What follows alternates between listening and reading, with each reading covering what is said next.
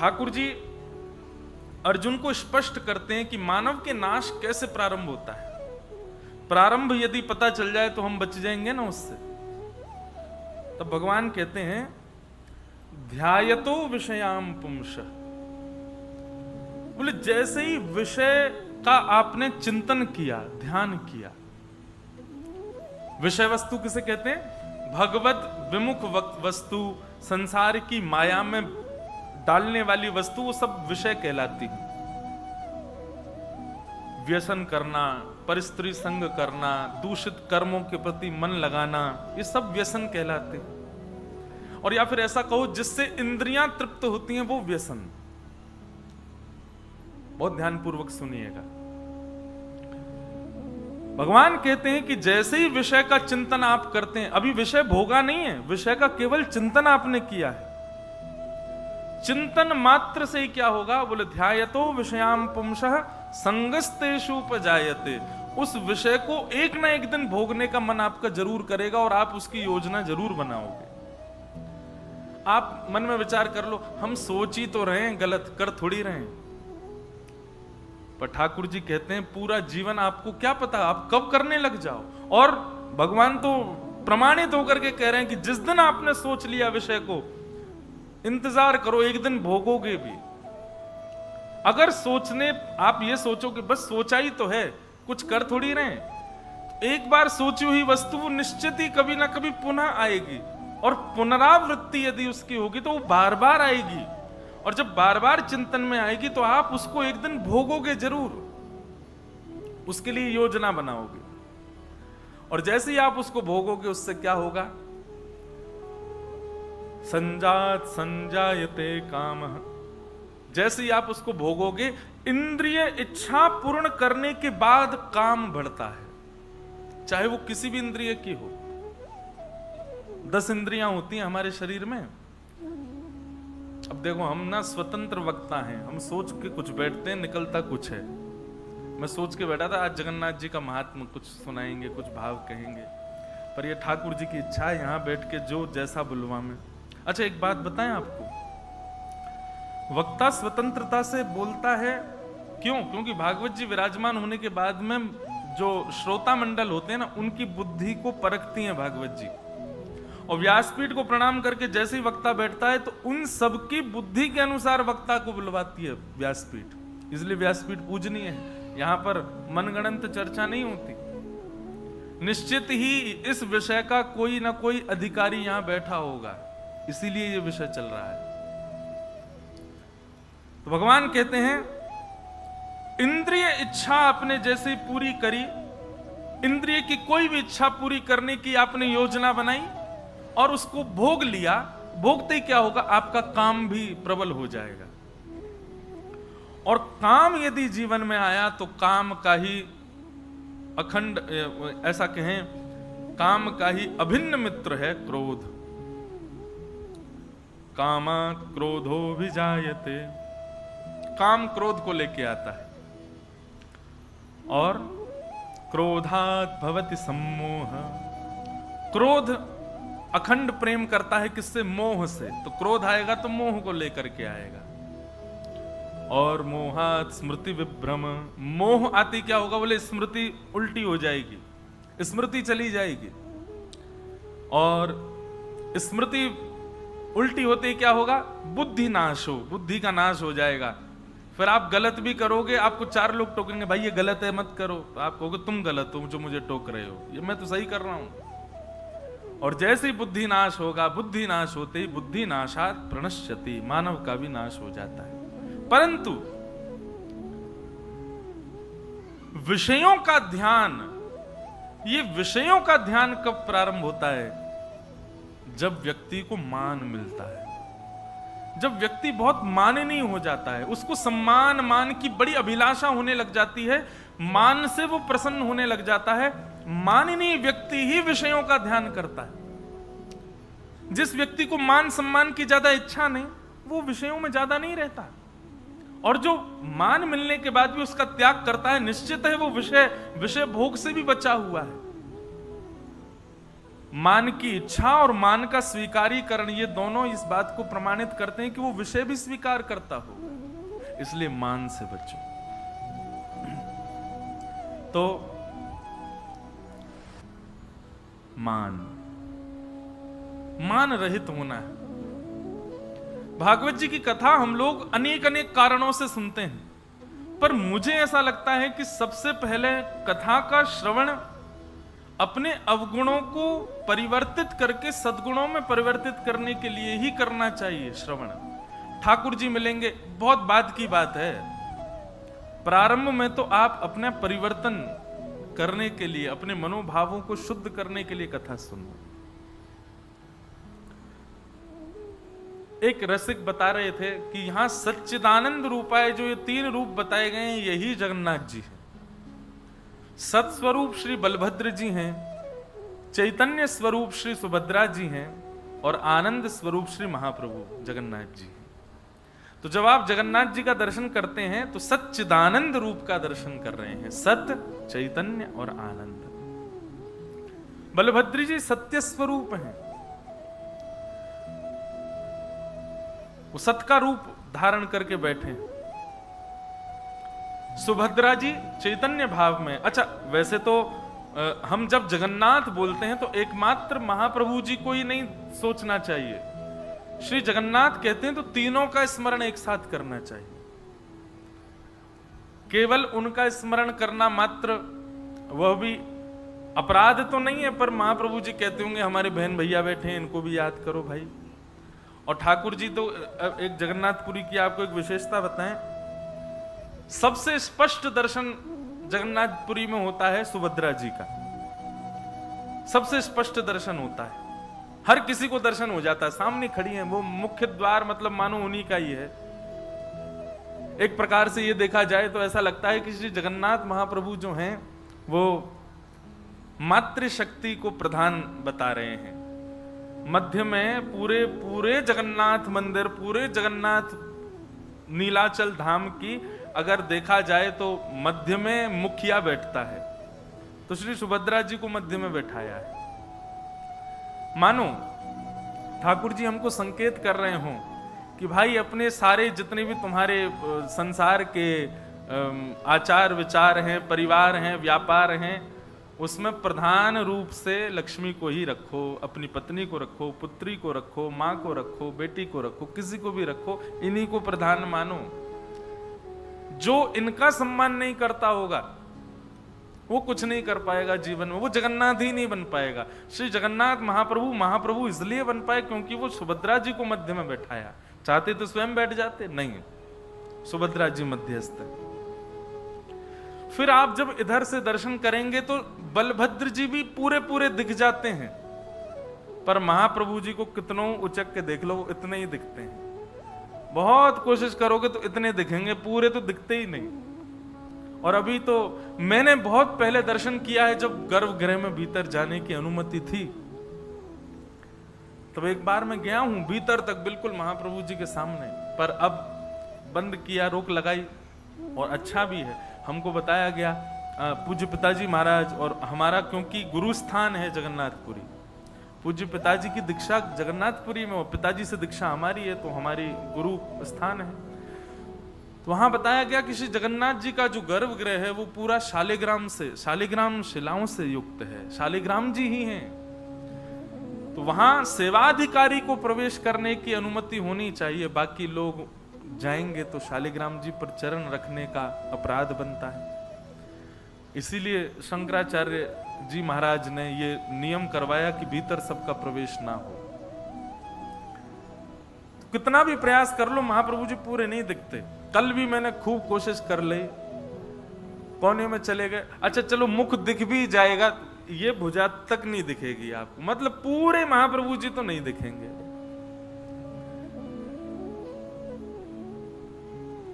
इसके पीछे कारण क्या है?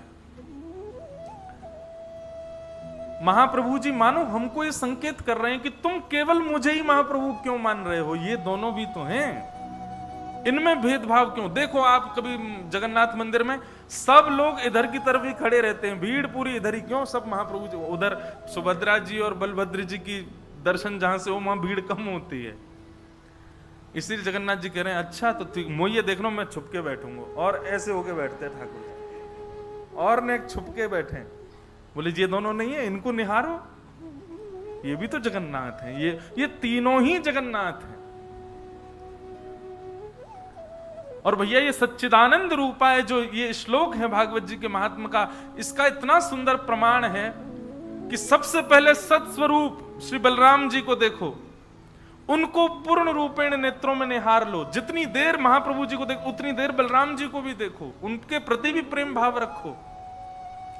फिर मध्यस्थ चैतन्य स्वरूप श्री सुभद्रा जी का दर्शन करो। जब इन दोनों को नेत्रों में विराजमान कर लोगे, तब तीसरा शब्द है आनंद। तब तुम्हें मेरे दर्शन में आनंद आएगा, मैं तुम्हें बड़ी भांति दिखूंगा। और फिर ऐसा भी कह दें कि ये महाप्रभु जी अगर आधे अधूरे दिख रहे हैं तो हमारी दृष्टि में दोष है, महाप्रभु जी में दोष नहीं है, जगन्नाथ जी में दोष नहीं है, वो तो पूरे खड़े हैं। पर निश्चित हमारे उन दोनों दर्शनों में कोई भेद रहा होगा, इसलिए महाप्रभु पूरे नहीं दिख रहे। आप देखना रोज मेरी तो कथा हुई 2 बार, तो रोज दर्शन के लिए जाते, कभी कभी पूरे भी दिख जाते, तो ऐसा लगता है इनको किसी ने खिसका दिया है क्या। नहीं, जब महाप्रभु जी को लगता है कि अब इसकी दृष्टि में दोष नहीं है, ये इन दोनों में भी भेद नहीं मान रहा है, तब महाप्रभु अपने आप ही ऐसे हो जाते हैं, ले देख ले पूरा तो दिख जाऊंगा मैं। बड़े आनंद की बात है भैया। सत्य स्वरूप बलराम जी, चैतन्य स्वरूप सुभद्रा जी और आनंद स्वरूप श्री जगन्नाथ, ये तीनों ही सच्चिदानंद रूप हैं। सच्चिदानंद रूपाय। श्री जगन्नाथ जी के इस रूप का प्रादुर्भाव सबसे पहले द्वारिका में हुआ।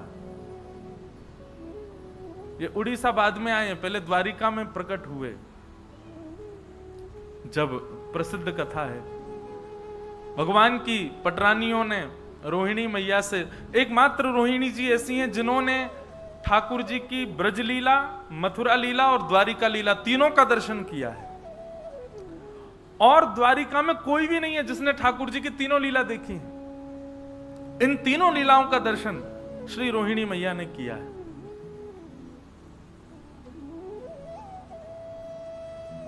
एक दिन भगवान की सब पटरानियों ने रोहिणी मैया से कहा कि हमको ब्रज लीला सुनाओ। रोहिणी मैया बोली ठीक है, हम सुना तो देंगे आपको। पर तभी भगवान की पटरानियों ने निवेदन किया कि सब लोग आएंगे कथा में, बस 3 लोगों का प्रवेश वर्जित रहेगा। बोले कौन? बोले सबसे पहले तो बलराम जी, वो नहीं आएंगे कथा में। रोहिणी मैया बोली, बोले हमारो ही लाला, वा कोई रोक दोगे हैं? बोले मैया वाकई पीछे कारण है, हम सब बहू हैं, वो हमारे जेठ जी हैं। अब जेठ जी आकर के बैठ जाएंगे तो बहू स्वच्छंद कथा कैसे सुने? बार बार यूं ही रहेगी, जेठ जी निहार रहे होंगे। अच्छा, हमारे ब्रजमंडल में एक स्थान है गोवर्धन में, उसका नाम है लुक लुक दाऊ जी। क्या नाम है? जोर से बोलो। Look look Dau ji. वो लुक लुक दाऊ जी अर्थ क्या उनका? जब महारास हुआ वृंदावन में तो सब आए। हम गाते हैं ना, राधा नाचे, कृष्ण नाचे, सूरज भी नाचे, चंदा भी नाचे, ब्रह्मा भी नाचे, शंकर भी नाचे, सब नाच रहे थे, बलराम जी नहीं नाच रहे थे। क्यों? बलराम जी को प्रवेश ही नहीं था। किस कारण से? बोले सब लाला की गोपी जो हैं ये मेरी बहू समान है। अब जैसे ही बलराम जी प्रवेश करने लगे, गोपियों ने सबने घूंघट कर लिया, सब किनारे खड़ी होंगे, जेठ के सामने थोड़ी नाचेंगी हम। सब देवी देवता आ गए, गोपियों ने लज्जा नहीं की, लेकिन बलराम जी के आते सब सहम गए। तो फिर बलराम जी संकोच के मारे गिरिराज जी पर चले गए और श्री गिरिराज जी पर जाकर के सुंदर वृक्ष वल्लरियों के बीच में बैठ करके छुप करके वहां से लुक लुक, मतलब वहां से ऐसे छुप करके देख रहे हैं रास, इसलिए उनका नाम पड़ गया look look Dau ji, Shri look look Dau ji महाराज। तो सब भगवान की पटरानियों ने कहा, बोले मैया सब बैठेंगे कथा में लेकिन दाऊ जी नहीं आएंगे। क्यों? बोले हमारे जेठ जी हैं, उनके सामने लज्जा होगी हमको। दूसरी सुभद्रा जी नहीं आएंगी। बोले क्यों नहीं आएंगी? सुभद्रा जी ने क्या? बोले सुभद्रा जी बड़ी चंचल स्वभाव की हैं, कोई कथा सुनना होगा, बेचारे के भाव आ गए तो वो उसी के पास, तुम रो रही हो? अरे भाई, कथा में किसी को भाव आ जाए उसको छेड़ो नहीं, उसको रोन दो। थोड़ा बहुत भाव कथा में आए तो उसको करने दो। सुभद्रा जी का स्वभाव बड़ा चंचल है, वो प्रेम से कथा सुनने नहीं देंगी, इसलिए सुभद्रा जी को भी वर्ज्य रखो कथा से। और तीसरे बोले, तीसरे द्वारिकाधीश, ये भी कथा नहीं सुनने देंगे। क्यों? बोले जैसे जैसे आप कथा सुनाओगी तो तैसे तैसे आप पर कम दृष्टि उन पर ज्यादा रहेगी।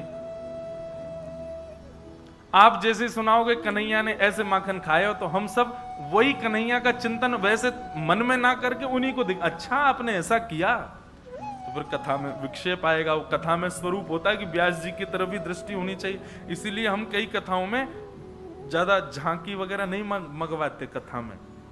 क्यों? क्योंकि भाई श्रोताओं का पूरा ध्यान वहीं चला जाता है। बोले ओहो, ये वामन भगवान आ गए, अब नरसिंह भगवान आ गए, कई जगह सुदामा जी भी आ जाते हैं। कथा में ध्यान तो, कथा में ठाकुर जी की झांकी नहीं होनी चाहिए। कथा में झांकी नेत्रों से नहीं, हृदय में दिखनी चाहिए, चित्त में दिखनी चाहिए।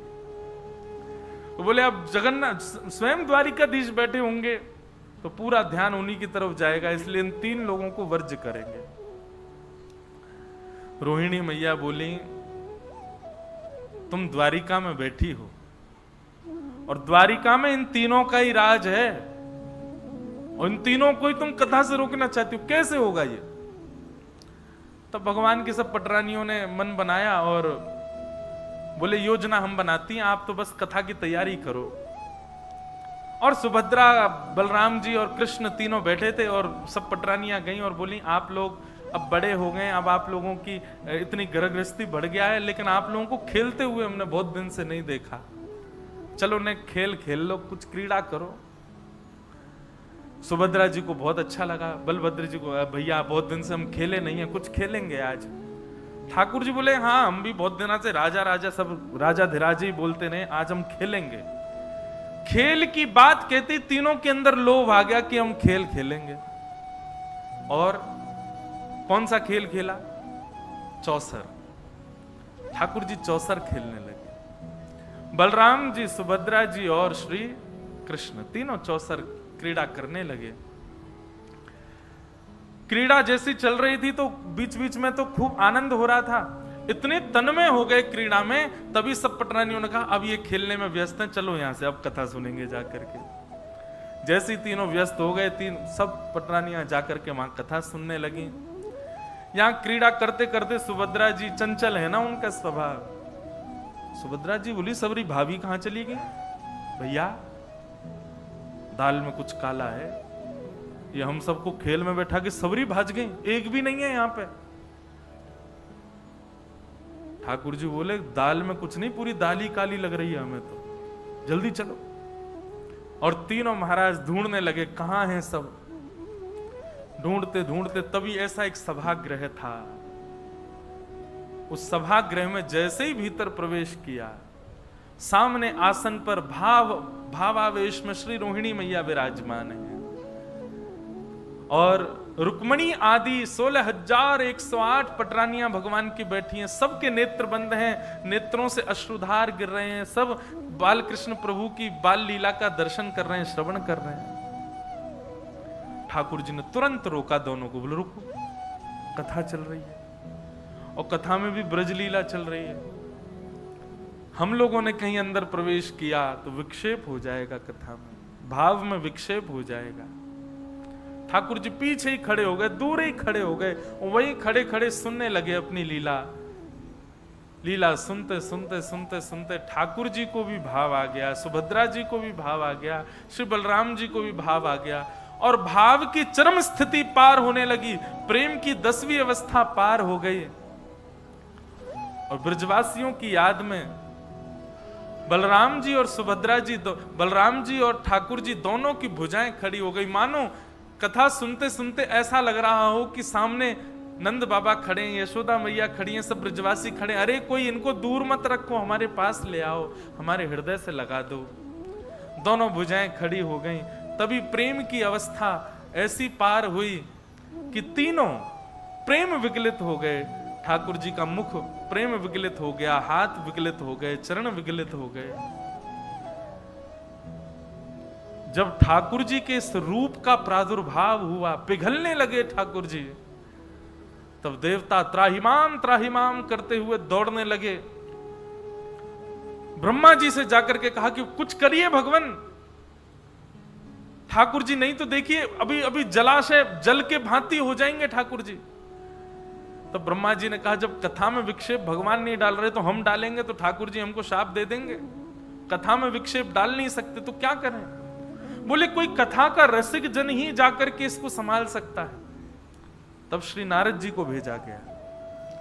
नारद जी महाराज आए और आकर के बड़े धीमे से रोहिणी मैया को कहा कि हे मैया, यदि आप थोड़ी देर और बोलती रही ना तो द्वारिकाधीश बलराम जी और सुभद्रा जी तीनों जल के रूप में ही मिलेंगे, रस के रूप में ही मिलेंगे, आपको प्रत्यक्ष दर्शन नहीं कर पाओगे।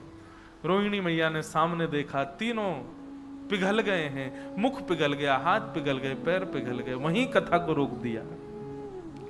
ठाकुर जी तो जिद करने लगे और सुनाओ अपनी ही लीला, पर तब रोहिणी जी ने कहा नहीं, अब कथा इससे आगे नहीं होगी। लेकिन नारद जी ने जाकर के प्रणाम किया और प्रणाम करते हुए महाप्रभु जी से प्रार्थना की, भगवान आपके स्वरूप की बलि बलि जाऊं, बस अनुग्रह इतना कर दीजिए। अभी तो आप अपने पूर्ण रूप में आ जाइए, अभी तो लीला चल रही है, परंतु इस रूप को कलयुग के लोगों को प्रेम की अवस्था समझाने के लिए, कथा की महिमा बताने के लिए, प्रेम के स्वरूप को दर्शाने के लिए और आपका भक्तों के प्रति, ब्रजवासियों के प्रति कैसा प्रेम है उसको दिखाने के लिए नाथ आपका ये स्वरूप कलिकाल में प्रकट हो और प्रकट हो करके जीव मानस का कल्याण करे। फिर स्वरूप तो ठाकुर जी का ये अनादि है। जगन्नाथ रूप कोई कलयुग का नहीं है, कोई सतयुग त्रेता, ये तो अनादि है। इसका कोई एक भाव नहीं कि उसी युग का है, अनंत है जगन्नाथ भगवान का स्वरूप। लेकिन कलयुग में मेरे और आपके ऊपर कृपा करने के लिए, इंद्रद्युम्न राजा पर अनुग्रह करने के लिए भगवान प्रथम तो नील माधव के रूप में आए और फिर नील माधव रूप से अंतर ध्यान होकर के इंद्रद्युम्न राजा पर कृपा करने के लिए भगवान दारू ब्रह्म श्री जगन्नाथ के रूप में, वही स्वरूप जो द्वारिका में कथा सुनते सुनते प्रकट हुआ था, वही स्वरूप यहां व्यवस्थित हुआ। बोलो जगन्नाथ महाप्रभु की। कथा सुनते सुनते ऐसे हो जाएं तब समझो कि कथा सुनी है। ये कथा के श्रोता का दर्शन है। हम आप जैसे हैं वैसे ही रह जाते हैं। इसका मतलब ये नहीं कि आपकी आंख नाक में सब पिघल जाएं। पिघलने का मतलब केवल तन का पिघलना नहीं होता है, हृदय विगलित हो, प्रेम विगलित हो। सबसे बड़े श्रोता पूरे ब्रह्मांड के यदि कोई है तो वो श्री जगन्नाथ जी। ऐसे महाप्रभु जी को हम प्रणाम करते हैं, ऐसे जगन्नाथ जी को हम प्रणाम करते हैं। कई भ्रांतियां जगन्नाथ जी के रूप के प्रति हैं, उन भ्रांतियों को भी हम इस कथा के माध्यम, क्योंकि अब 1.5 वर्ष तक तो कथाओं का क्रम पता है, तो जगन्नाथपुरी और उड़ीसा तो आना नहीं है। इसी कथा को माध्यम बनाएंगे। हम ये सोच के करेंगे ही नहीं कि हम राहुल केला में, हम यही सोच के करेंगे हम पुरी में कथा कर रहे हैं, जगन्नाथपुरी में ही है, तो उसी भाव से ही जगन्नाथ जी का रस प्रकट होगा।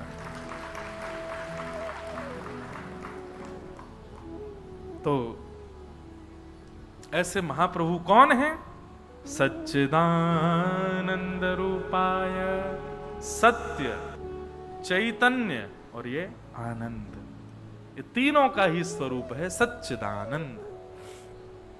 ऐसे सच्चिदानंद श्री जगन्नाथ जी को हम बारंबार प्रणाम करते हैं। बताओ, आज पहली बार 8 वर्ष होने को आए हमको कथा करते हुए, 2015 से कर रहे हैं, पहली बार सच्चिदानंद इस श्लोक के प्रथम शब्द का मूल अर्थ पता चला। ये सच्चिदानंद रूप कौन सा है? बोलो जगन्नाथ जी हैं, सच्चिदानंद रूपाय।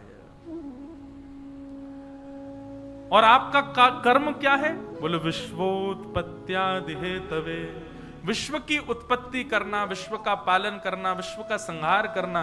विश्व का संहार, उत्पत्ति, पालन करते तभी तो नाम जगन्नाथ है।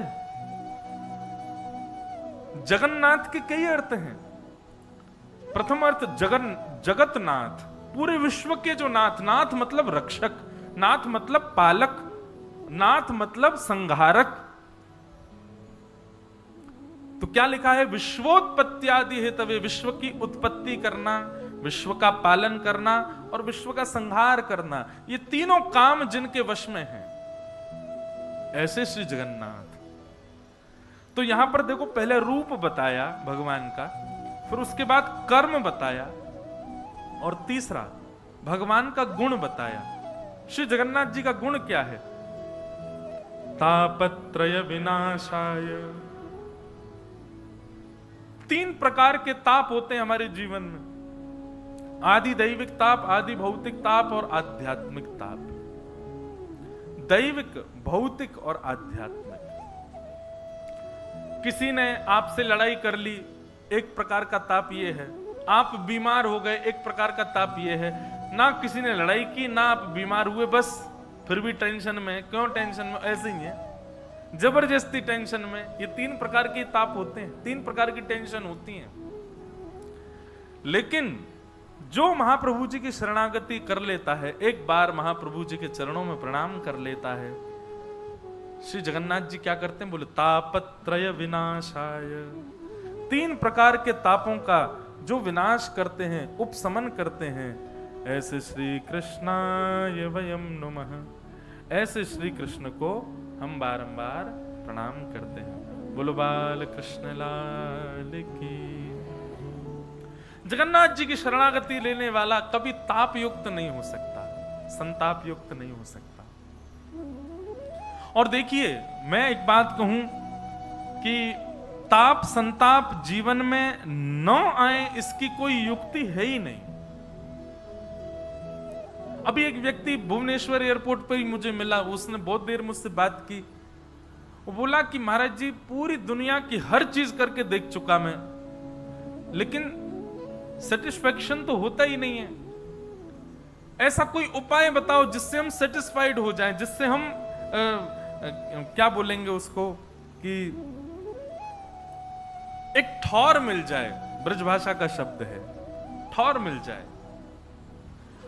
मैंने कहा देखो, एक मैं अपनी, मुझे ज्यादा तो मैंने कथाएं की नहीं, पर जितने वर्ष की भी टूटी फूटी सेवा करी ठाकुर जी, उससे एक चीज पता चली, हम जिस दिन सेटिस्फाइड हो जाएंगे उसी दिन हम गोविंदाय नमो नमो हो जाएगा। हम लोग सेटिस्फाइड नहीं होते, इसीलिए हम जी रहे हैं, इसीलिए हम हर दिन कुछ नया कर रहे हैं। ना कभी भक्ति से होना चाहिए, ना कभी संसार से होना। हाँ, संसार से हो जाओ, ये तो जरूरी है कि संसार के विषय भोगों से आप सेटिस्फाइड हो जाओ, उससे हुआ जा सकता है। पर भक्ति, वो कह रहे थे मैं भक्ति से भी नहीं हुआ। मैंने भक्ति में तो होना ही नहीं चाहिए, पर संसार से होना चाहिए। जिस दिन आप सब चीजों से सेटिस्फाइड हो जाओगे, आपका भार नहीं संभाल पाएगी पृथ्वी। पृथ्वी कहेगी उड़ो आकाश में, अब तो तुम्हारा गुरुत्वाकर्षण खत्म हो चुका है। हम रहते पृथ्वी पर इसलिए हैं, हम कर्म इसलिए कर रहे हैं क्योंकि कहीं ना कहीं हमको ठौर नहीं मिली है, हम सेटिस्फाइड नहीं है। और ये ना होना वरदान है ठाकुर जी का। जो व्यक्ति बहुत बड़ा व्यापारी बन गया हो, वो सेटिस्फाइड रहता है? नहीं रहता। तब भी उसको लगा रहता है अभी तो कुछ किया ही नहीं, जबकि विश्व का सबसे बड़ा व्यापारी है। सेटिस्फाइड ना होना ही इस संसार को चला रहा है। जो हो जाते हैं वो फिर रह नहीं पाते, वो फिर भगवत धाम प्रस्थान कर जाते हैं। जिनका मन सब जगह से स्थिर हो चुका है, अब सब जगह से पूर्णतः उसको संतुष्टि हो चुकी है, संतुष्ट व्यक्ति पृथ्वी पर रह नहीं पाएगा, टिक नहीं पाएगा, उसको जाना पड़ेगा फिर यहां से। इसलिए संतोष करना है तो संसार के प्रति हो जाए। ठाकुर जी से तो हमको कभी संतोष होना ही नहीं चाहिए, कथा से तो कभी संतोष होना ही नहीं चाहिए। अब सबके लिए ये बात है, जिनको व्यापार प्रिय है, जो व्यापार के लिए बने हैं, उनको व्यापार से कभी संतुष्ट नहीं होना चाहिए। जो पढ़ने लिखने के लिए बने, उनको पढ़ने लिखने से नहीं होना चाहिए। जो खेल कूद के लिए हुए, उनको उससे नहीं होना चाहिए। हम भक्ति के लिए बने हैं, हमको सबसे हो जाना चाहिए, इससे नहीं होना चाहिए।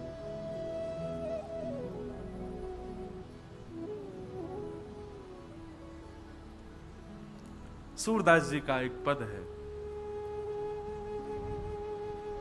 मेरो मन अनत कहां सुख पावे। ऐसी स्थिति हो जाए भक्ति में कि ठाकुर जी के अलावा कुछ और भाए ना, बस वहीं बाकी सब जगह आपको तृप्ति का अनुभव हो। बाकी सब स्थानों पर कोई कहे चलो आज ये खाने चल रहे हैं, आपका मन तो मना ही करे, जबरदस्ती व्यवहार निभाने जाना पड़े। आपको कोई कहे वहां घूमने चल रहे हैं तो जबरदस्ती व्यवहार निभाने के लिए घूमने जाओ, मन से नहीं। लेकिन श्री जगन्नाथ जी से संबंधी कोई चर्चा हो, कोई भाव हो, कुछ उसमें आपका मन पूर्ण रूपेण लगे, तब यह समझना चाहिए भक्त तो सब हैं, पर आपकी भक्ति ठाकुर जी स्वीकार कर चुके, इसलिए अनंत आपका मन नहीं लगता है। दूसरे भावों में आपकी रुचि नहीं होती है। आप केवल ये श्री गोवर्धनवासी सांवरे तुम बिन रहो न जाए, इस पद का उद्गाता श्री चतुर्भुज दास जी महाराज ने ये पद गाया ही इसीलिए कि श्री गिरिराज जी को छोड़ करके वो अन्य तीर्थ में भी नहीं जा पा रहे। नहीं, मैं गिरिराज जी को नहीं छोड़ सकता। ठीक प्रकार भक्ति कैसी हो, जैसे जल बिन मछली, वैसे भक्ति बिन, वैसे ठाकुर जी के बिन हम नहीं रहा जाए। वास्तव में कोई जगन्नाथपुरी चंद घंटे रुक करके कहीं और कैसे जा सकता है? हम आज कैसे आ गए राउल केला? क्योंकि मन में एक भाव ये था कि कोई बात नहीं, जगन्नाथ जी से दूर जा रहे हैं, पर वहां रहे जहां जगन्नाथ जी का यश गाना है, तो वहां कथा तो मिलेगी ना, कथा से बच जाएंगे। सही बताएं, जब लगातार कथाएं होती हैं तो जब कथा कहीं विश्राम करके जाते हैं तो जहां विश्राम होती है वहां सब लोग रोते हैं, हमको रोना नहीं आता। कई एक व्यक्ति ने मुझसे पूछा, आपको भाव नहीं आता महाराज जी? हैं, हमने इतना प्रेम आपसे 7 दिन किया, इतने आपके संग रहे, खेले कूदे सब किया, 7वें दिन आप मुस्कुरा के चले कैसे जाते हो? मैंने कहा क्योंकि मन में एक ये रहता है कि आप लोग तो इसलिए रो रहे हो, कल से सब सुना होगा। मैंने कहा कल से मुझे नए लोग मिलेंगे ना, मैं नई जगह जाऊंगा, नई कथा करूंगा, नए स्थान पर होऊंगा, नए नए वैष्णव होंगे, वहां पर नई नई चर्चा होंगी, तो वो नई चर्चा, नई वैष्णव, नई कथा की ये स्थिति हमको प्रसन्न रखती है। कई बार कथा से जब घर जाना होता है तो घर जाने का मन तो होता है, इतने दिन हो गए, और घर भी जब वृंदावन में हो तो किसका ना हो, पर वृंदावन जाके घर पहुंच जाते हैं, 2-3 दिन कथा नहीं होती तो बड़ी तब उच्चाटन होता है, अब कब कथा हो, कब जाएं, कब कहें। ऐसी स्थिति बननी चाहिए। ठाकुर जी के बिना हम व्याकुल हों, हम बेचैन हों। तो ये भाव इसलिए कह रहा हूं, सब जगह से तृप्ति हो, पर जिस चीज को आप पाना चाहते हैं उससे कभी तृप्त मत होइएगा। चाहे वो अध्ययन का हो, चाहे वो खेल कूद का हो, चाहे वो व्यापार का हो, और चाहे वो भक्ति का हो। भक्ति में कभी तृप्ति का अनुभव नहीं, सदा अपने आप को अतृप्त समझो। ऐसे सच्चिदानंद रूपाय, 3 प्रकार के जिनके रूप हैं, विश्वोत्पत्त्यादि हेतवे, विश्व की उत्पत्ति पालन संहार जो कर रहे हैं, तापत्रय विनाशाय, 3 प्रकार के तापों का विनाश करने वाले, श्री कृष्णाय वयं नमः। ऐसे श्री कृष्ण जी को हम बारंबार प्रणाम करते हैं, नमन करते हैं। भागवत जी के महात्म्य में प्रथम भाव सुनाया गया। सौनकादि ऋषियों ने सूत जी महाराज से प्रश्न किया है, भगवान इस कलिकाल में भगवत प्राप्ति का साधन क्या है? ठाकुर जी को यदि कोई प्राप्त कर, अच्छा एक बात बताइए, भगवत प्राप्ति, ठाकुर जी को प्राप्त करने का मतलब आप क्या समझते हैं? इसका अर्थ आप क्या लगाते हैं? भगवत प्राप्ति कैसे होती है? भगवत प्राप्ति का मतलब आप कोई ये तो नहीं लगा लेते कि आपके घर में ठाकुर जी घूमे, आपके कमरा में बैठे, आपकी गोदी में बैठे, आपके हाथ से खामे। क्या अब नहीं कर रहे ठाकुर जी ऐसा? आप सब जिन ठाकुर जी की सेवा करते हैं वो आपके घर में ही बैठे हैं, आपके हाथ से ही पाते हैं, आपकी गोद में लेटते हैं। क्या तो फिर और क्या चाह रहे हो आप? और यदि उनके प्रति ऐसा भाव नहीं है कि आप ये मानते, ये मूर्ति मानते, तो ये तो अपराध है। ठाकुर जी हमको मिले, उसके प्रति आप ऐसी भावना रखते हो, घर में रहें, हमारे हाथ का खाएं, हमारे संग बैठें, आदि आदि, तो वो तो अब भी कर रहे हैं ठाकुर जी। तो फिर भगवत प्राप्ति आप किसको मानते हो? क्या समझते हो भगवत प्राप्ति भाव में? क्या है भगवत प्राप्ति?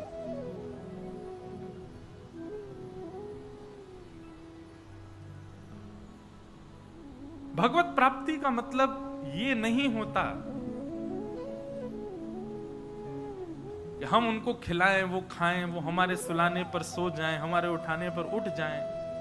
ये भगवत प्राप्ति नहीं। भगवत प्राप्ति का मतलब ठाकुर जी को जो जो प्रिय है और ठाकुर जी को जो प्रिय भाव लगता है वो सब हमको प्राप्त हो, इसको भगवत प्राप्ति कहते हैं। उनको प्रिय लगे वो भाव हमको प्राप्त हो और उनके प्रिय हम बने, ऐसी स्थिति हमारी हो, इसको भगवत प्राप्ति कहते हैं। और सीधी बात, उनकी रजा में राजी रहना, वो जीवन में चाहे जो करें हमारे साथ, हमको सब स्वीकार है, सब मंजूर है, इसको भगवत प्राप्ति कहते हैं। सीधी बात, हम उनसे रीझ जाएं ये नहीं, वो हमसे रीझ जाएं, ये भगवत प्राप्ति है।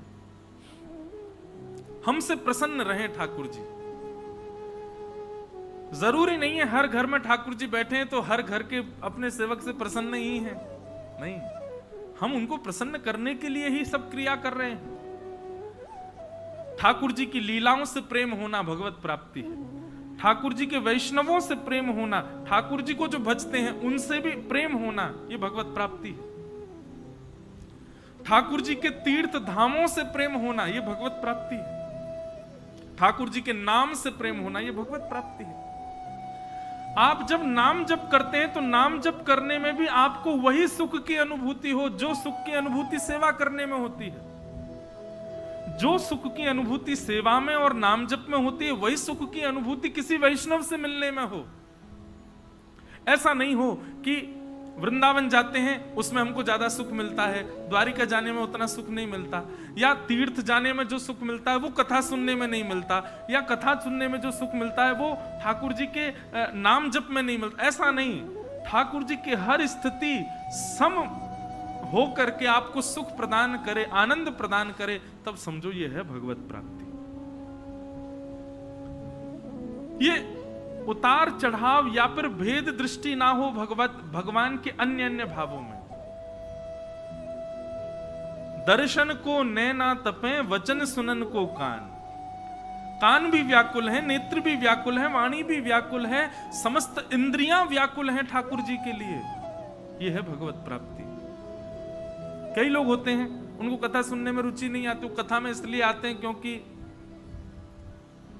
प्रसाद मिलेगा, या फिर कथा में नींद बढ़िया आती है। सबसे बढ़िया नींद आती है कथा में, कथा जैसी नींद कहीं नहीं आती। पर मेरा उद्देश्य यही होता है, मुझे किसी को सोने नहीं देना। फिर भी कोई सो जाए तो भाई ज्यादा कृपा निद्रा देवी की, क्योंकि निद्रा जो है ये कुंभकर्ण की पत्नी है। और जब भगवान ने कुंभकर्ण को मारा ना, तब निद्रा ने भगवान से कहा कि मैं भी आपसे शर्त लगा के कहती हूं, आपके वैकुंठ में ताला लगवाऊंगी। भगवान बोले कैसे? बोले बताओ वैकुंठ कौन जाता? बोले कथा सुनने वाले लोग। बोले वहीं बैठ रहूंगी मैं भी। जिसको 4-4 गोली खा के नींद नहीं आएगी वो कथा में आ जाए, बिना पिल्स लिए बैठ जाए, नींद आ जाएगी उसको। और फिर ऊपर से ऐसा माहौल बढ़िया हो, मध्यम संगीत चल रहा है, सब लोग शांति से बैठे हैं, हल्की हल्की ठंडक भी लग रही है, तो फिर निद्रा आनी बहुत आवश्यक है। लेकिन कई लोग कथा में इसलिए नहीं आते कि उनको सुनने में रुचि, इसलिए आते हैं कि कथा के बाद प्रसाद मिलेगा। कई लोग कथा से प्रेम नहीं कर पाते, प्रसाद से प्रेम हो जाता है।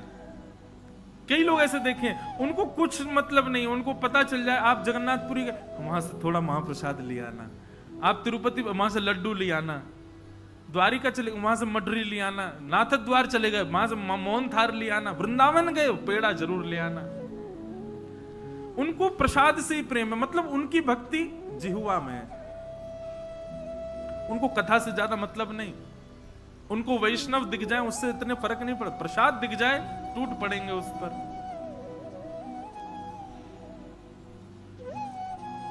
कई लोगों का दर्शन में बहुत भाव होता है, मतलब उनको दर्शन में सुख मिलता है। जगन्नाथ जी दिखा दो, द्वारिकाधीश दिखा दो, बद्रीनाथ ले जाओ, पर उनसे कहो कथा सुन लो, कथा नहीं सुन सकते। उनसे कहो महाप्रसाद पाओ, नमक मिर्च कम डालते हैं, थोड़ा मन नहीं करता पाने का। कई लोग ऐसे होते हैं, उनको महाप्रसाद नहीं भाता। एक थे सज्जन मेरे साथ में, हमने तो एक नियम रखा, जगन्नाथपुरी में रहो चाहे किसी भी तीर्थ में रहो, एक बात सदैव याद रखो, अगर व्यवस्था है कि वहां की रसोई से प्रसाद मिलता है तो कुछ और पाना ही नहीं है, ठाकुर जी का अधरामृत पाना है। कल भी एक भाव पूज्य श्री राधा कृष्ण जी महाराज थे साथ में, दोनों के साथ में दर्शन हुए, तो महाराज जी से एक भाव साझा कर रहा था कि महाराज जी चाहे एक ही रसोई हो, एक ही सब्जी हो, एक ही मसाले हो, बनाने वाला भी एक ही हो, हर दिन एक ही सब्जी बनाए, एक जैसी नहीं बन सकती। आपको 7 दिन के लिए कहा गया ये रहा घिया, इसमें लिमिटेड इतना नमक डालना है, इतनी मिर्च डालनी है, इतने मसाले, आप 7 दिन तक बनाओ, हर दिन उसके स्वाद में परिवर्तन आ जाएगा। पर आप 10 वर्ष पहले का महाप्रसाद पाए हो चाहे आज पा लो, वही स्वाद है। क्यों? ये एक रास्ता इस बात का प्रमाण है कि ये भोजन का स्वाद नहीं है, ठाकुर जी का अधरामृत है, इसलिए वो सम है।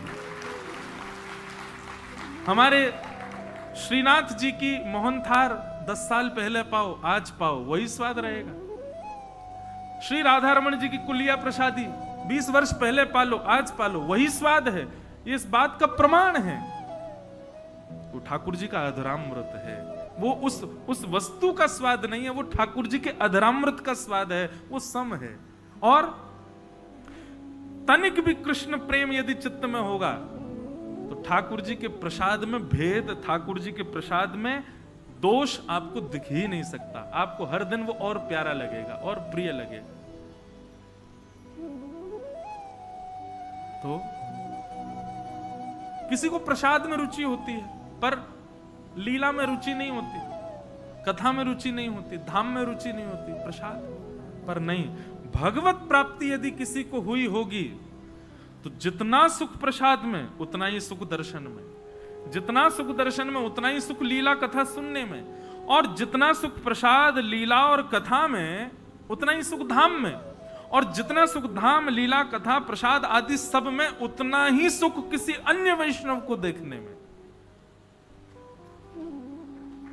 कोई कंठी माला धारण किए, कोई तिलक धारण किए, उर्दपुंड धारण किए सामने आ जाए तो आपको उतनी प्रसन्नता, उतना ही भाव आ गया चित्त में जितना भाव जगन्नाथ जी को देखने में आता है। और एक और बात, ये बात अभी परसों बंबई में कह रहा था मैं, कि वो परिचित व्यक्ति नहीं होना चाहिए। अब हमको देख करके हाथ जोड़ना, प्रणाम करना, ये तो सब कर ही दोगे, सब जानते हो। अपरिचित जो हैं, वो अपरिचित जो वैष्णव भेष में हैं, उनको देख करके भी उतना ही सुख मिले जितना सुख जगन्नाथ जी को देखने में मिलता है, तब समझो ये है भगवत प्राप्ति। भगवत संबंधी हर स्थिति में आपको सम प्रकार का आनंद प्राप्त हो, सम आनंद मिले। कहीं भी अगर कम ज्यादा है तो अभी भजन आपका कम है, और बढ़ाओ।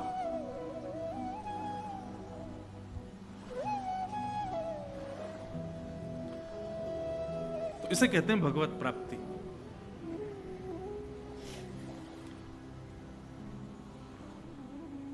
तो सौनकादि ऋषियों ने प्रश्न किया सूत जी महाराज से, भगवान इस कलिकाल में भगवत प्राप्ति का साधन क्या है?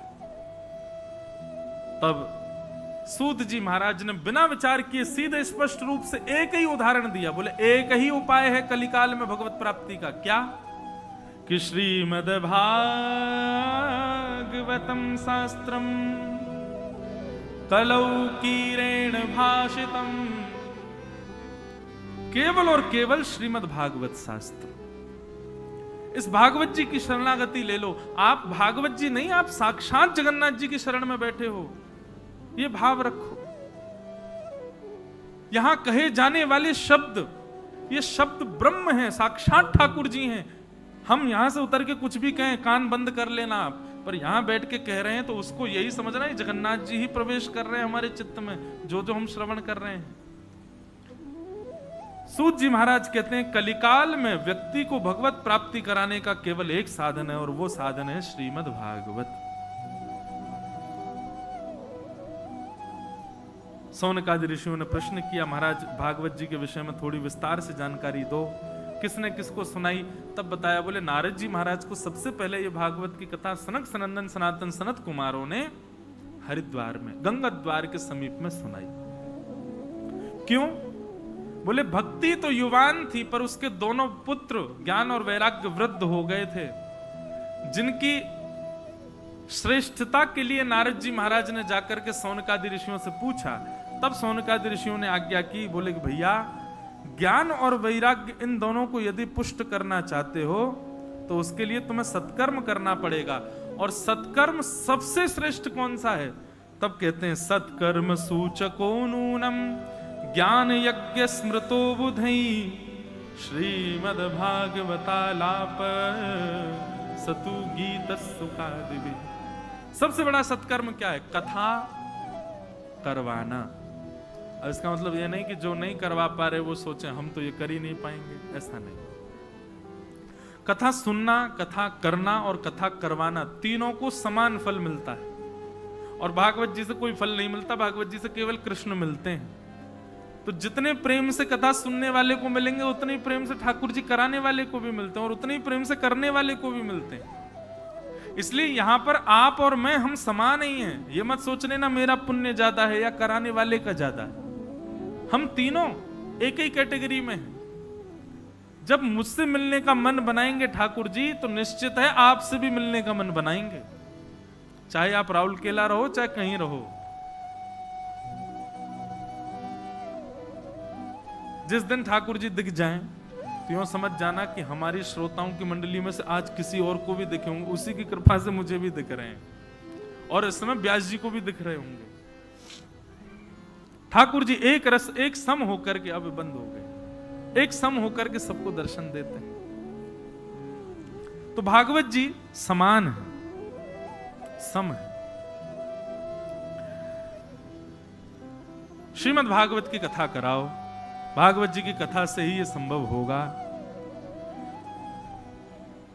भागवत की कथा हुई, सनक सनंदन सनातन सनत कुमारों ने आकर के कथा सुनाना प्रारंभ किया और जैसे ही कथा प्रारंभ हुई, कथा प्रारंभ होते ही ज्ञान और वैराग्य जो वृद्ध हो गए थे वो युवा हो गए और युवा होकर के नृत्य करने लगे। कथा सुनते ही ज्ञान और वैराग्य दोनों पुष्ट हो गए और पुष्ट होकर के बिल्कुल युवावस्था में आ गए। कथा में यही होता है। भक्ति तो बंधुओं सबके अंदर है, पर ज्ञान और वैराग्य की कमी होती है हमारे अंदर, इसीलिए हम अपनी भक्ति से प्रसन्न नहीं रह पाते। ज्ञान और वैराग्य पुष्ट नहीं है हमारे।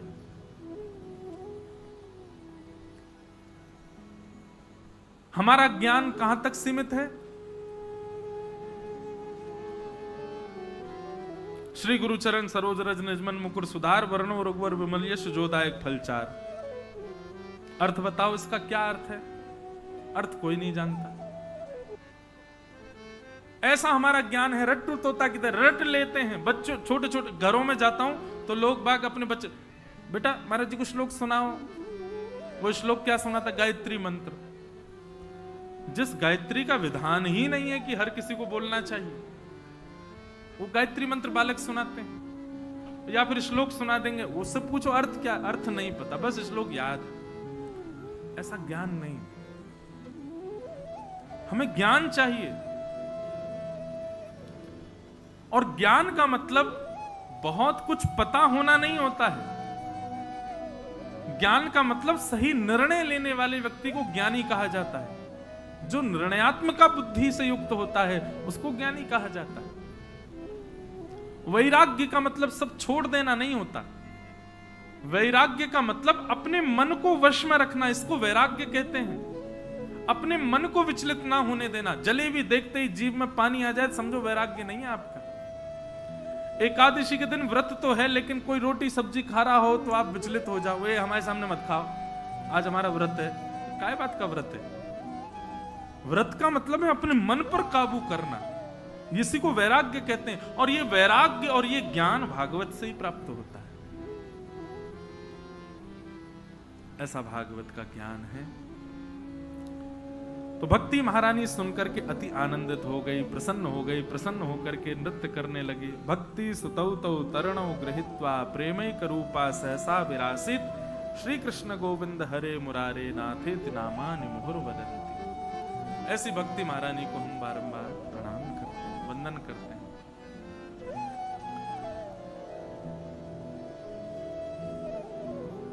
आगे फिर गोकर्ण उपाख्यान सुनाया गया। आत्मदेव नाम के ब्राह्मण थे, उनके कोई संतान नहीं थी और संतान ना होने के कारण वो बड़े दुखी थे। जिस दुख के कारण उन्होंने संतों से जाकर के कहा कि यदि मुझे संतान प्राप्ति नहीं हुई तो मैं अपने प्राण त्याग दूंगा। एक संत ने कहा तुमको 7 जन्मों तक संतान नहीं है और संसार की कोई वस्तु ना मिलने पर प्राण त्यागने वाले व्यक्ति को 2000 वर्ष के लिए प्रेत बनना पड़ता है। बहुत ध्यान से सुनिएगा। संसार के विषय ना मिलने पर और जो व्यक्ति अपने प्राण त्याग दे, आत्महत्या कर ले, उसको 2000 वर्ष के लिए प्रेत योनि में जाना पड़ता है। और अधिकतर आत्महत्या करने वाले लोग इसीलिए करते हैं क्योंकि उनको संसार की कोई विषयी वस्तु नहीं मिली या वो किसी चीज में असफल हो गए तो कर लेते हैं। वैसे तो ऐसा कहा गया कि जो आत्महत्या का विचार करते हैं उनको भी अपराध लगता है, पाप के समान। इसलिए भैया ये कभी नहीं। भागवत जी में तो एक जगह और बताया गया कि आत्महत्या कहते किसको है। भगवान श्री कृष्ण उद्धव को बता रहे हैं। भगवान कहते हैं उद्धव, जो व्यक्ति मानव देह प्राप्त करने के बाद, मानव देह मिलने के बाद भी सदग्रंथों के कथा सुनने के बाद, मानव देह मिला, कथा सुनने का अवसर मिला और उसके बाद गुरुजन प्राप्त हो जाएं, मतलब मानव देह भी मिला, कथा भी सुनने को मिल गई, गुरुजन भी प्राप्त हो गए। इन 3 साधनों को प्राप्त करने के बाद भी कोई अगर मेरी प्राप्ति नहीं कर पाया तो निश्चित है उस व्यक्ति ने अपने देह में जकड़ करके अपनी आत्मा की हत्या कर ली। मैं कथाओं में कहा करता हूं, मानव देह क्या है? अवसर। क्या है? जोर से बोलो। अवसर। किसका अवसर? भगवत प्राप्ति का अवसर, ठाकुर जी की प्राप्ति का अवसर, इस संसार चक्र से बचने का अवसर, 84 लाख योनियों में भटकने से बचने का अवसर। ये बार बार नहीं मिलता, एक ही बार मिलता है। कोई कहे कि भगवान की मुझ पर कृपा नहीं, झूठ बोल रहे हो आप पर सबसे बड़ी कृपा तो यही है कि आप मानव हो। ठाकुर जी ने आपको अवसर दिया है और उस अवसर में भी अगर आप भली भांति देख सकते हो, बोल सकते हो, चल फिर सकते हो, सब कुछ है, तो भी अवसर है। तो भगवान चाहते ही हैं कि तुम अपना उद्धार करो, फिर भी नहीं कर पाए, यही तुम्हारी आत्महत्या है। जो जीवन भर ठाकुर जी को बिना भजे प्राण त्याग दे, उसने अपनी आत्महत्या की। जो जीवन भर बिना राधा रमन जी को भजे अपने प्राण त्याग दे, बिना जगन्नाथ जी को देखे अपने प्राण त्याग दे, बिना कथा सुने अपने प्राण त्याग दे, ये सब जिसने किया उसकी आत्महत्या ही हुई है। और भैया जिसने जीवन में कभी जगन्नाथ जी नहीं देखे होंगे वो मरने के बाद फिर भूत ही बनेगा, प्रेत ही बनेगा। जिसने कभी कथा ना सुनी हो वो प्रेत ही बनेगा। जिसने कभी राधा रमन जी को ना भजा हो वो प्रेत ही बनेगा। तो फिर ये कोई बुरी बात तो नहीं कि आत्महत्या करने वाले को प्रेत बनना पड़ता है। हमको तो ऐसा लगता है पूरा जीवन गवा दिया और भगवत भजन ठाकुर जी का स्मरण तक नहीं किया, ऐसा व्यक्ति ही प्रेत बन जाता है फिर। इसलिए प्रेत भूत जो हैं भारत में हमारे होते तो हैं पर कम होते हैं, विदेशों में ज्यादा होते हैं। विदेशों में ज्यादा होते हैं। वहां कथा का कोई दूर दूर तक कोई काम ही नहीं और वहां वो लोग विश्वास भी मानते हैं कि प्रेत भूत होते हैं। हमारे यहाँ प्रेत कितना होता है? इतना ही होता है, बस सिर घुमा देता है और कुछ नहीं। इससे ज्यादा प्रेत की पहुंच नहीं भारत में, क्योंकि हम सब पे रामबाण भी तो भूत पिशाच निकट नहीं आवे, महावीर जब नाम सुनावे, ना से रोग हरे सब पीरा जपत निरंतर, सबको याद है। प्रेतों ने भी यहां से पलायन कर लिया है विदेशों में, बोले यहां तो सबको हनुमान चालीसा याद है। लेकिन भाई प्रेत बनता कौन है? भजन बिन नर मर गट के भूत। जो जीवन भर भजन नहीं करता वही मृत्यु के बाद भूत बन जाता है। तो गोकर्ण जी की कथा सुनाई गई कि आत्मदेव को एक फल दिया गया, महाराज जी ने एक फल दिया, वो फल जाकर के आत्मदेव ने अपनी पत्नी को दे दिया, पत्नी ने बांझ गैया को खिला दिया, और गैया के गर्भ से गोकर्ण जी का जन्म हुआ, और पत्नी ने अपनी सहेली के पुत्र को ही अपना बता करके पति को दिखा दिया। दोनों बालकों का नामकरण हुआ। आत्मदेव जी के पुत्र का नाम धुंधुकारी, और गऊ का जो पुत्र हुआ उसका नाम गोकर्ण। दोनों बड़े हुए, दोनों में अंतर दिखने लगा। गोकर्ण पंडित ज्ञानी बना और आत्मदेव। अच्छा, एक बात आपसे कहें, हमारा मन तो था हम 1-1.5 घंटा कथा करेंगे, पर अब भाव आ रहा है तो हम थोड़ा बहुत कह लेते हैं, पर अभी हम कर देंगे 8, सवा 8 बजे तक विश्राम, क्योंकि आप सबको भी अपने अपने घर जाना, हमको भी पेट पूजा करनी है। तो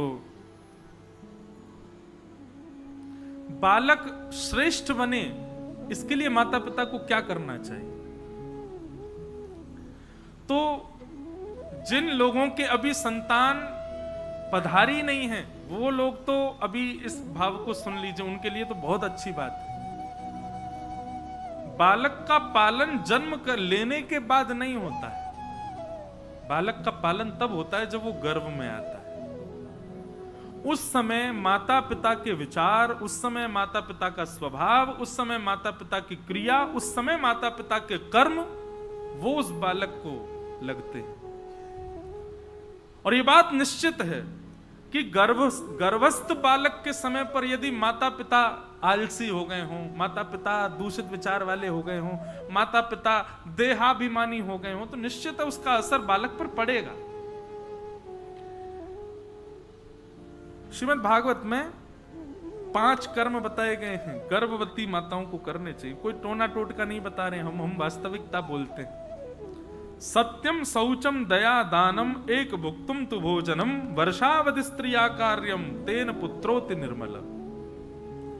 सबसे पहला सत्य बोले। जब जैसे ही पता चले गर्भ में अब एक बालक है, गर्भ में अब जंतु है, उसी दिन से ही असत्य का सहारा छोड़ दे, चाहे कुछ हो जाए सत्य ही बोले। बस ऐसी स्थिति ना बने कि पति के ऊपर कोई बहुत बड़ा संकट आ रहा हो, परिवार के ऊपर आ रहा हो, उस समय असत्य से ही काम चलेगा, तो बस एक बार असत्य बोल सकती है, नहीं तो वो सत्य ही बोले, सत्य वाचन करे। दूसरा शौचम, यानी अत्यंत पवित्रता का ध्यान रखे, तन को भी पवित्र रखे, बुद्धि को भी पवित्र रखे, अपने आसपास के वातावरण को भी पवित्र रखे, कोई गंदा बोले ना, कुछ गलत देखे ना। 9 महीने यदि मां तपस्या कर ले तो उसका बालक स्वामी विवेकानंद जैसा ही होगा, श्रीमद् रामानुजाचार्य जी जैसा ही होगा, भक्त सालवेग जगन्नाथ जी के भक्त, उनके जैसा ही होगा। वो बालक कोई साधारण नहीं होगा, वो कोई अतिश्रेष्ठ ही होगा। बस 9 महीने तप कर ले मां। और ऐसे बालक ज्यादा चिड़चिड़े भी नहीं होंगे। कई माताएं तो इसीलिए चिड़चिड़ी सी रहती हैं, उनके बालक इतने ज्यादा ऊधम, इतना चिल्लाते चीखते हैं कि मां ही चिड़चिड़ी हो। क्या करूं, कहां ले जाऊं इसको, ऐसा बन गया है। ये इसलिए बन गया है क्योंकि आप भी बहुत चिड़ी होंगी जब वो गर्भ में होगा। तो सबसे पहला सत्यम, 9 महीना कम से कम असत्य बिल्कुल ना बोले। दूसरा शौचम, अत्यंत पवित्रता का ध्यान रखे। तीसरा दया, सामने कितना भी क्रूर व्यक्ति क्यों ना आ जाए उस पर भी दया भाव रखे। और चौथा दानम, नित्य कुछ ना कुछ दान करे। और 5वां और अंतिम, कठिन है पर करने योग्य है, क्या? एक भुक्तुम तु भोजनम, जो भोजन है वो एक ही बार ग्रहण करे, बाकी के समय फलाहार और प्रसाद और बहुत हल्का भोजन रखे। इस प्रकार के 5 नियमों का पालन करते हुए, तप करते हुए यदि बालक को जन्म दिया गया, और नित्य भगवान को स्मरण करे, सुबह उठते ही, रात्रि सोने से समय और मध्याह्न भोजन के समय, 3 बार तो कम से कम रोज भगवान का स्मरण करे। 9 महीने तक यदि कोई मां इस प्रकार का नियम पालन कर ले तो यहां पर लिखा है तेन पुत्रोति निर्मल, उसका बालक ऐसा होगा जो या तो सृष्टि, समाज या पूरे विश्व का काया पलट कर सकता होगा। गौरव होगा मां को कि ये मेरा पुत्र है। और वो बालक, उसकी परवरिश फिर उस पर जन्म लेने के बाद ज्यादा ध्यान ना भी तो चलेगा, वो अपने आप ही उसका निर्माण हो जाएगा। क्योंकि निर्माण बुद्धि का होना चाहिए और बुद्धि का निर्माण गर्भ में ही होता है। इसलिए संतान उत्पत्ति का क्रम जो है बंधुओं, ये बहुत सेंसिटिव होता है। इसको बहुत ध्यानपूर्वक ही माता पिता को करना चाहिए। तो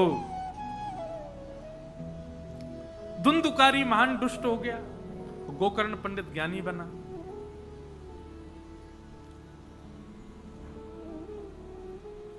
गैया के अंदर ये पांचों गुण होते हैं और गाय इन 5 गुणों से युक्त होती है।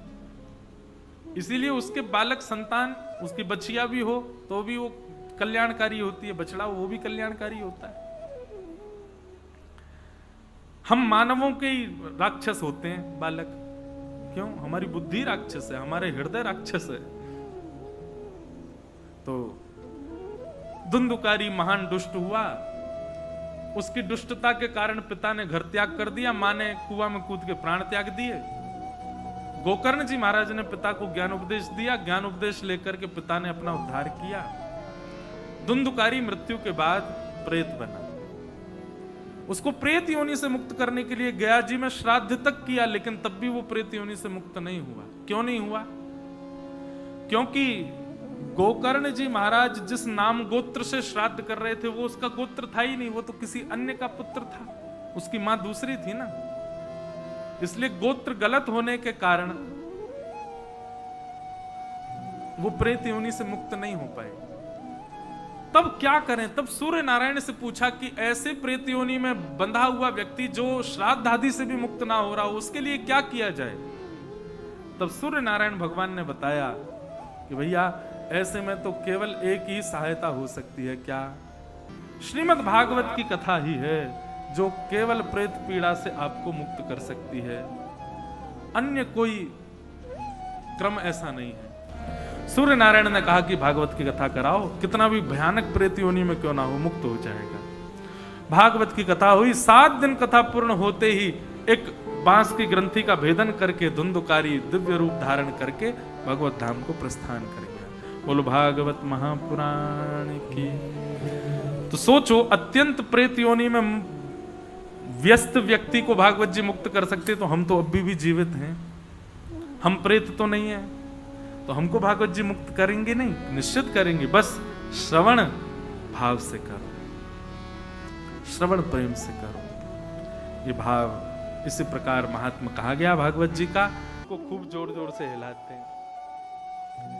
जब गाय बैल परेशान हो जाते हैं तो बैठे होते हैं, तब तक कोई बात नहीं। जैसे खड़े होते हैं तो ठाकुर जी उस पर ऐसे लटक जाते हैं जैसे कोई पेड़ पे फल लटका हो, सींग पे लटक जाते हैं।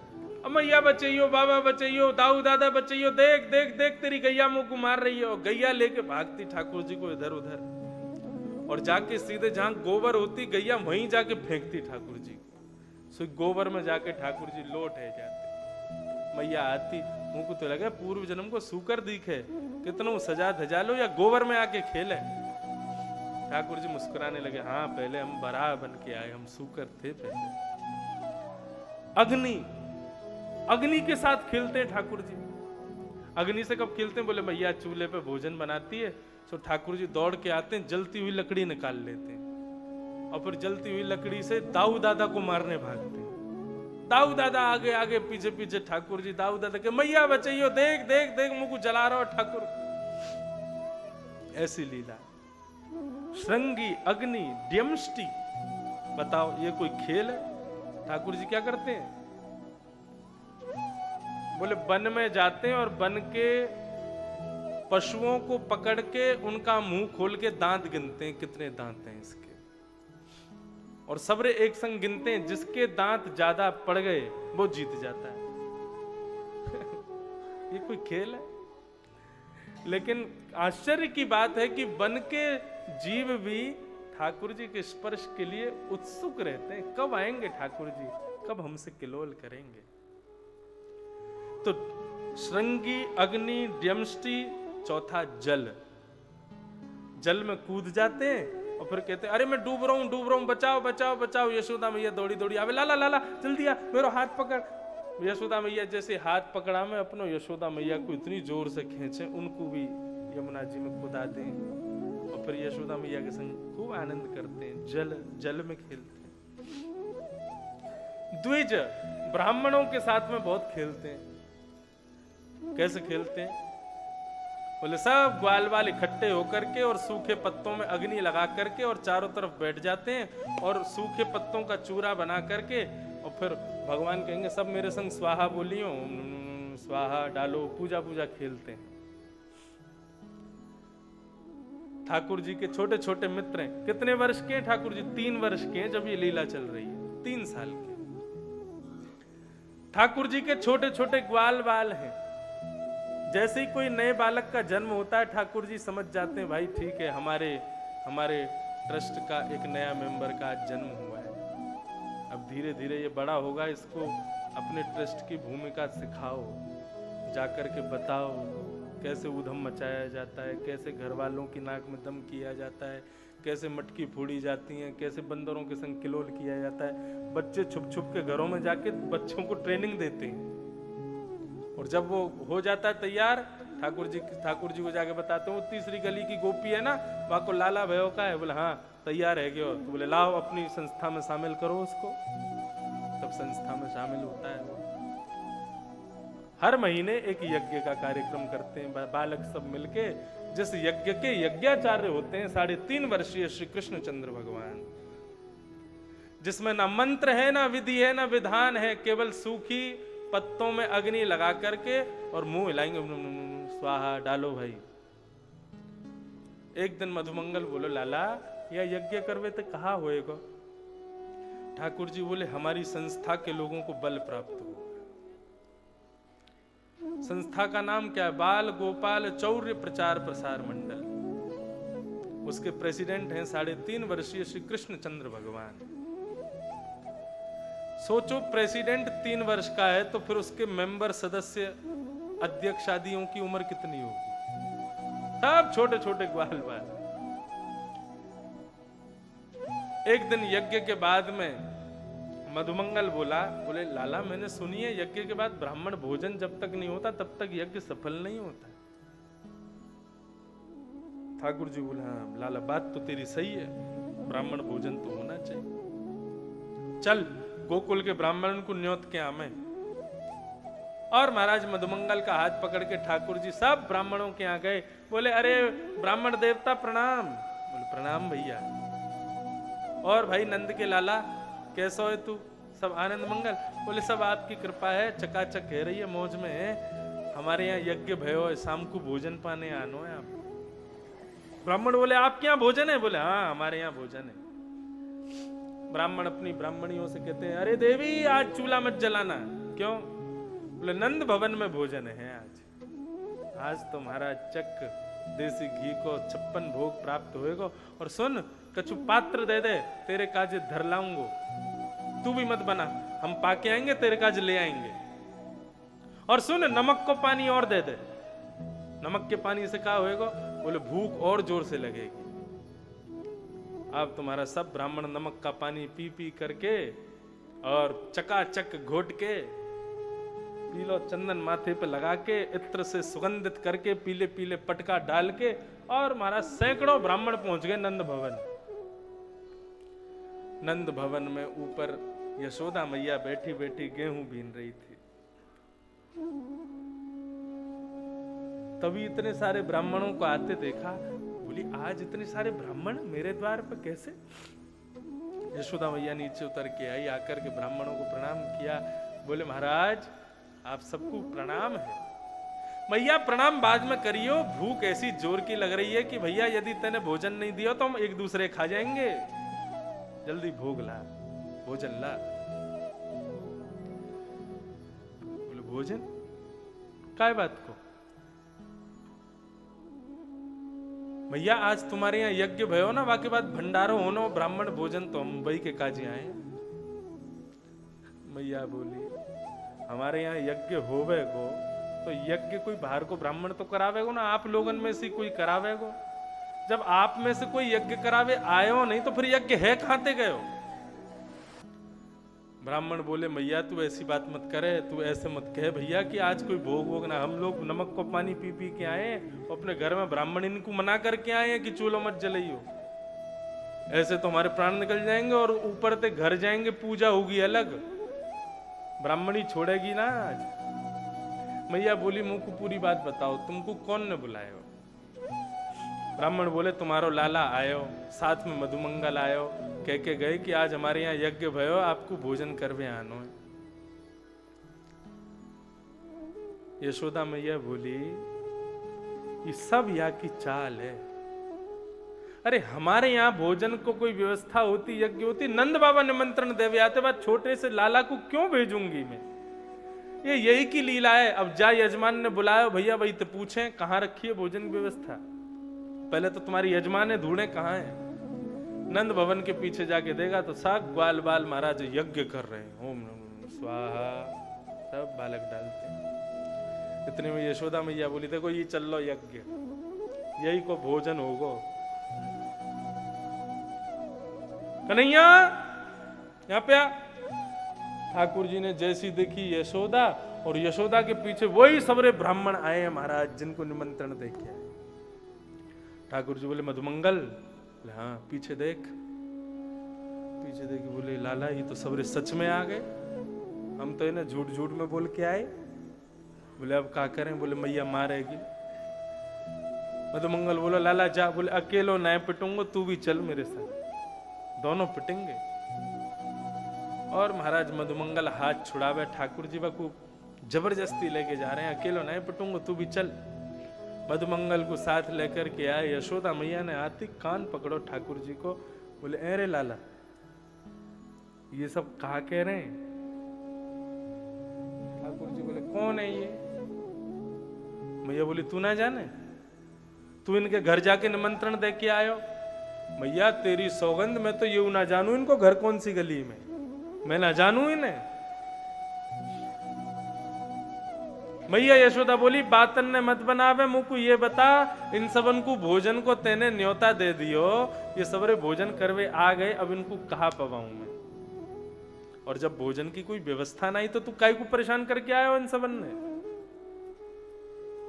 ठाकुर जी बोले देख मैया मेरी बात सुन,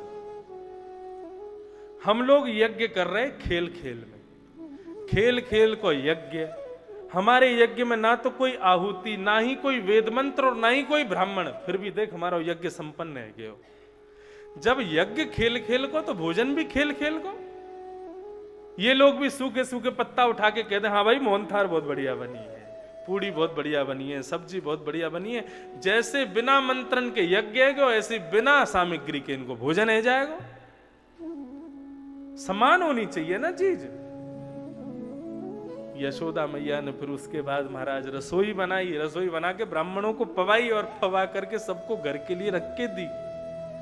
ऐसे ठाकुर जी ऊधम मचाते हैं, लेकिन इस ऊधम से किसी को क्रोध नहीं आता, सबको ठाकुर जी पर सुख ही मिलता है, सबको लाड़ ही आता है, सबको प्यार ही आता है। कंटकेभ्य, जहां पे गंदा पानी होता है वहीं कूदते हैं ठाकुर जी, ऐसा ऐसा ऊधम मचावे। महाराज आज ठाकुर जी 3.5 वर्ष के हो गए, आजकल अपने घर से कम निकलते हैं, मैया यशोदा के पास ज्यादा रहते हैं। तो ब्रजवासियों को, ब्रज की गोपियों को ठाकुर जी के दर्शन का सुख नहीं मिल पाता। आज सब गोपियां आपस में चर्चा कर रही हैं, यमुना जल भर रही हैं, हेरी तेने नंद को लाला कब को देखो? बोले मुंह को तो महीना है गए। बोले तू जीवित कैसे बैठी है? 1 महीना है गए ठाकुर जी देखे ना और अभी तक जीवित बैठी है। मुंह को तो 1 हफ्ता पहले दिखो और 1 हफ्ता से महाराज ऐसी बेचैनी है रही है, रात भर नींद ना आवे, कैसे देखूं आपको? आज सब गोपियों ने मन बनाया, बोले लाला बहुत दिन आते दिखो ना है, आज कैसे भी करके दिखे। एक गोपी ने युक्ति बताई, बोले एक युक्ति है मेरे पास। बोले क्या? बोले देखो लाला है छोटो, यदि वहां पे झूठो इल्जाम लगा दियो जाएगो तो वो अपने झूठे इल्जाम को सिद्ध नहीं कर पावेगो कि मैंने नहीं किया। छोटो बालक है, तोतला के बोले और ऊधम गारो तो है ही है। वहां पे झूठे झूठे आरोप लगाते और हम सब चलें या नंदरानी से जाके सेवा की शिकायत करेंगे और उन शिकायतन को सुन के नंदरानी लाला को डांटवे को फटकारवे को बुलावेगी, जैसे ही मैया बुलावेगी सो हमको दर्शन है जाएंगे। देखे बिन कान्हा जब मन नाही माना, इन आंखों से आज हमने ब्रह्म पहचाना है। कृष्ण चरण कमलों में मल को लगाना, इन गोपियों का ताना ये उल्हाना तो बहाना है। सब गोपियां बहाने बना करके जा रही हैं और महाराज चेहरे का रंग बदल दिया, आंखों का ढंग बदल दिया। सब गोपियां मटकी पकड़ करके खड़ी हैं नंदरानी यशोदा के भवन के बाहर। नंदरानी यशोदा आई, इतनी गोपी, अरे देवी आज कैसे आई मेरे यहां पे? सुबह सुबह को समय कहा चाहिए कछु ले आऊं कछु दे दूं, अरे बताओ कैसे आई? सब गोपियां बोली आज हम आपसे किसी को दंड दिलवाने आई हैं, न्याय दिलवाने आई हैं। नंदरानी कहने लगी भैया कौन ने अपराध कर दिया, कौन ने कहा कर दिया ना, बताओ तो सही। तब सब गोपियां एक एक गोपी अपने अपने उल्हाने बता रही है। वत्सान मुंचन क्वचिद समय क्रोश संजात हास। एक गोपी बोली मैया देखो तुम अपने लाला को समझा लो, नहीं तो काउ दिन हम हाथ लगाए देंगे। हाथ लगाए देंगे मतलब काउ दिन हम बाकी बढ़िया से सिकाई कर देंगे। मैया बोली ऐसे कैसे पकड़ लेगी मेरे लाला को, बता तो सही मैंने कहा कियो। बोले तेरे लाला ने कहा ना कियो, ये बोल। वत्सान मुंचन क्वचित समय, मेरे घर में तुम्हारो लाला आवे और जैसे ही दूध काढ़वे को समय होवे वहां से पहले बछड़ा बछियान को छोड़ के भाग जाए और बछड़ा बछिया सबरी गैया को दूध पी जाए, हमको कुछ बचे ही ना है, सबरो दूध बछड़ा बछिया पी जाए। क्रोश संजात हास। एक गोपी बोली मेरे घर में तो एक बार माखन खावे के काजी आयो सो मैंने रोक दियो, दूसरे दिन माखन थोड़ा ऊंचे छीके पे टांग दियो सो तुम्हारो लाला दूसरे दिन आयो, वाने देखी माखन इतना ऊंचा टंगो भयो हम चोरी कर नहीं पाएंगे, तो मेरे छोटे छोटे बालकन को सोते बहन को नोच के भाग गयो। मेरे लाला जोर जोर से रोमे, उनको नोच के भाग जाए। एक गोपी बोली स्तेयम, चोरी करे तुम्हारो लाला। काय की चोरी करे? बोले दही की चोरी करे, मक्खन की चोरी करे। मैया बोली तुम एक काम करे करो भैया, देखो हमारे यहाँ 9 लाख गाय, मक्खन की कोई कमी तो है ना, दही की कोई कमी तो है ना। तुम्हारो लाला हमारो लाला यदि तुम्हारे यहाँ आकर के कभी मक्खन खावे लग जाए, दही खावे लग जाए तो प्रेम से बैठा के पवाए दे करो, तुम प्रेम से दो ना हो या हमारे चोरी कर ले। गोपी बोली हम करके देख चुकी हैं। एक दिन मैंने तुम्हारो लाला गोदी में बिठायो, मैंने कि लाला चल मेरे हाथ से माखन खा ले। मैंने प्रेम से 2-4 बार पवायो सो ऐसो बंदर जैसा मुंह बना लियो। मैंने कि कहा भयो? बोले हमको चोरी कोई मीठो लगे, हमको ऐसे आनंद ना यारो, चोरी करके खामे तभी आनंद आवे, ऐसो तुम्हारो लाला। मैया बोली देखो ये बात कोई कहवे की तो ना है भैया, 9 लाख गाय है मेरे यहाँ, यदि तुम्हारे यहाँ से थोड़ा बहुत मक्खन मेरे लाला ने खा लियो, आ जाए करो, एक एक मटकी भर के मक्खन दे दे करूंगी तुम्हें, कोई कमी ना है हमारे यहाँ पे। मेरे लाला की झूठी झूठी बात कहवे आ गई है सुबह सुबह। और रही इतनी बात तुम्हारी भैया तुम्हारे माखन की, तो ऊंचो टांग दे करो, ना चढ़ पाएगो मेरो लाला। एक गोपी बोली मैंने ऊंचो टांगो, फिर का भयो? बोले तुम्हारो लाला अकेलो थोड़ी जावे। बोले मरकान भोक्षण, तुम्हारे लाला के संग ग्वाल मंडली तो चले चले, संग में बंदरन की टोली और चले। तो बोले फिर? बोले नीचे 4 खड़े होंगे, उनके ऊपर 3 खड़े होंगे, उनके कंधा पे 2 खड़े होंगे और सबके ऊपर तुम्हारो लाला। स्वयं माखन खा तो जावे को, जब बा को पेट भर जाए तो वो नीचे दे तो जाए। नीचे वाले इनको जब पेट भर जाए तो बचे भाई माखन को कहा करें, मरकान भोक्षण बंदरन को खवा दे, एक बूंद माखन ना छोड़े तुम्हारो लाला।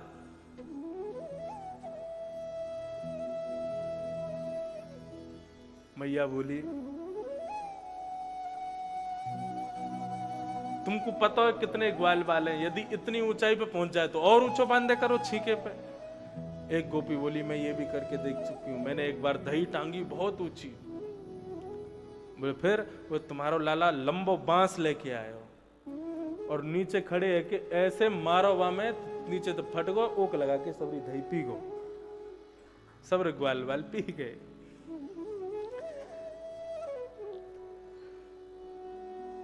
एक बोली चलो चोरी कर ले, हर प्रकार से बंदरन को खवा दे, सब कछु कर ले मैया, चलो हमें वासे भी कोई दिक्कत ना है, लेकिन नात्री भांडम भिनत्ति,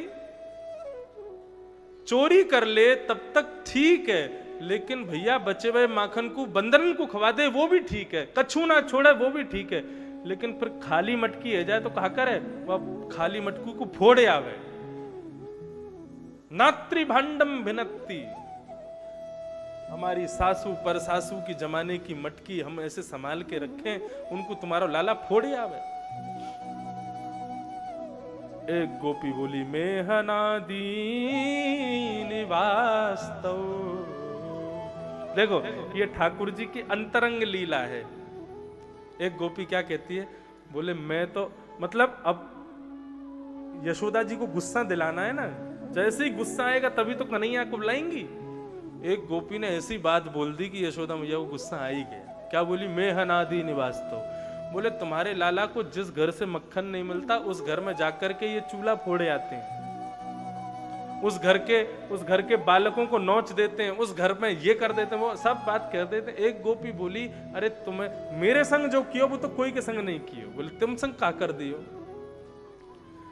बोले मेरे घर माखन खावे आए तो मैंने माखन ऐसी जगह व्यवस्थित किया इनको खावे को नहीं मिलो, सो मुंह को कह के गए भाभी आज तेरे यहाँ माखन नहीं मिलो, देखियो कल तेरे यहाँ कहा होएगा।